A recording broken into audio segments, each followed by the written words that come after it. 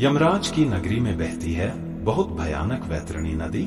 इसे पार करके पापी पहुंचते हैं यमलोक। गरुड़ पुराण में पापियों के लिए यमलोक की यात्रा का बड़ा ही भयानक चित्रण किया गया है। रास्ते में बहने वाली वैतरणी नदी का भी जिक्र है, जो खून और मवाद से भरी होती है। गरुड़ पुराण में यमलोक के बारे में बताया गया है कि ये 1,00,000 योजन क्षेत्र में फैला हुआ है और इसके 4 मुख्य द्वार हैं। पापियों के लिए यमलोक का रास्ता काफी कष्टकारी बताया गया है। इस रास्ते में वैतरणी नदी का भी उल्लेख मिलता है। इस नदी का दृश्य भी इतना भयानक है कि सुनकर ही आप अंदर से कांप जाएंगे।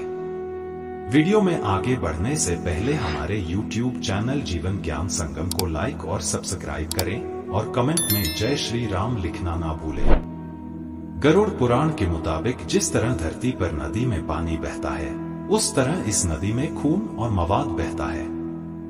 नदी के तट पर हड्डियों के ढेर लगे हैं। पापी व्यक्ति को इस नदी को पार करके निकलना होता है। जिस व्यक्ति के परिजनों ने गाय दान की है, वो आत्मा तो नदी को आसानी से पार कर लेती है, लेकिन बाकी पापी लोग नदी पार करते समय बार बार इसमें डूबते रहते हैं और यमदूत उन्हें बाहर निकालकर बार बार आगे की ओर धकेलते हैं।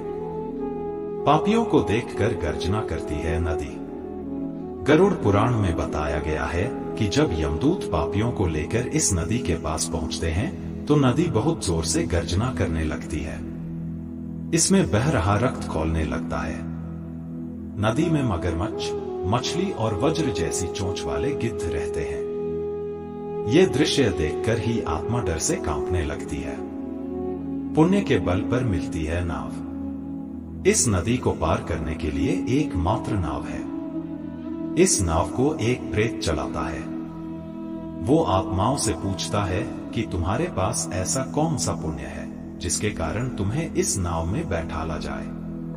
जिन लोगों के परिजन गाय का दान करते हैं, उन्हें वो प्रेत अपनी नाव में बैठाकर इस भयानक नदी को पार करा देता है।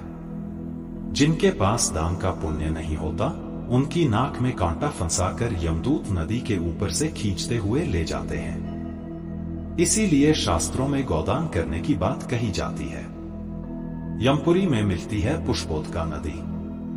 यमपुरी पहुंचने के बाद आत्मा को पुष्पोदका नदी मिलती है। इस नदी का पानी काफी स्वच्छ है और इसके किनारे बहुत बड़ा बड़ का वृक्ष लगा है। आत्मा इस नदी के किनारे पेड़ की छाया में बैठकर कुछ देर के लिए आराम करती है। परिजनों द्वारा किया गया पिंडदान और तर्पण उसे यहीं पर भोजन रूप में प्राप्त होता है और इससे उस आत्मा को शक्ति मिलती है। आज के लिए बस इतना ही। मिलते हैं एक और नए वीडियो में। जय हिंद, जय भारत।